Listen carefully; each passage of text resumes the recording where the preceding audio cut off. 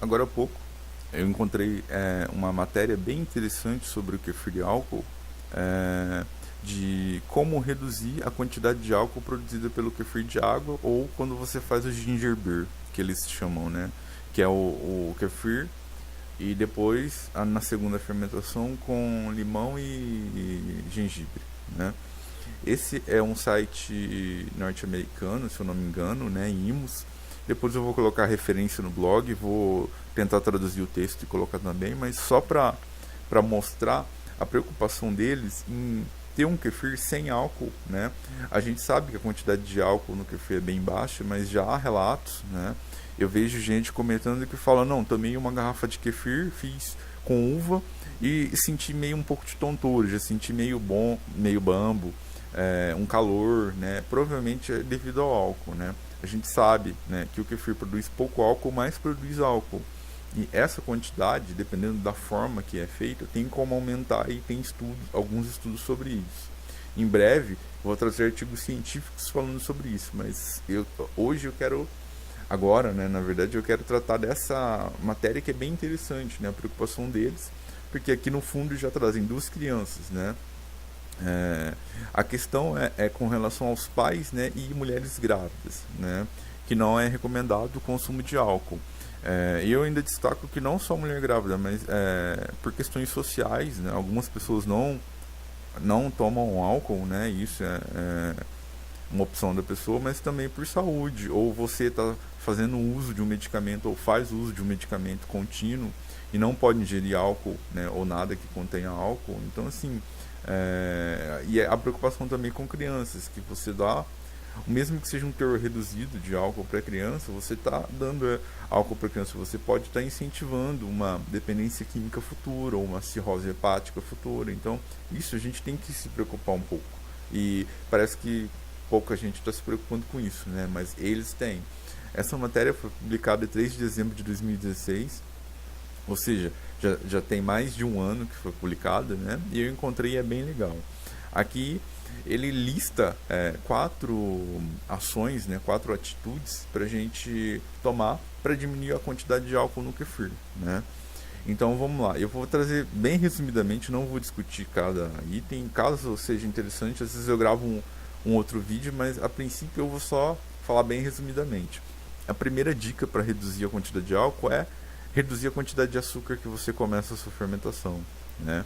Reduz a quantidade de açúcar, porque querendo ou não, né, a glicose na fermentação pela levedura, ela vai ser transformada em álcool e CO2. Então, menos açúcar, menos álcool.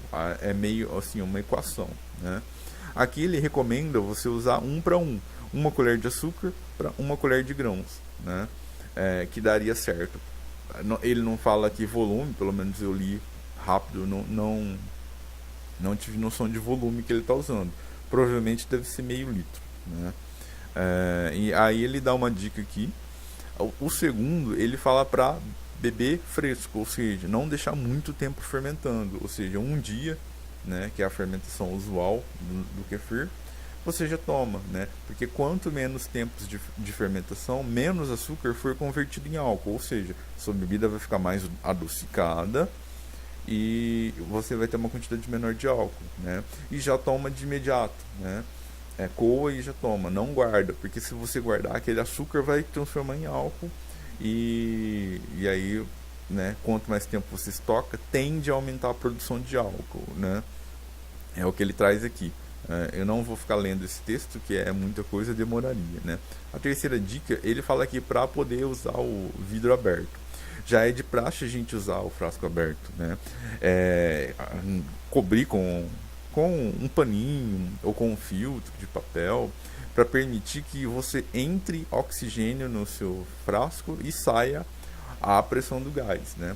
Tem como você fazer um esquema, que é o conhecido airlock, onde só sai o gás interno e não permite a entrada de oxigênio. E você cria um ambiente sem ar lá dentro do seu frasco, né, do seu fermentador, que a gente chama de anaeróbio, né? E daí isso tende a forçar as leveduras a produzirem mais álcool. Quando a levedura tem oxigênio, ela vai usar o metabolismo dela para produzir energia e gerar mais célula, né?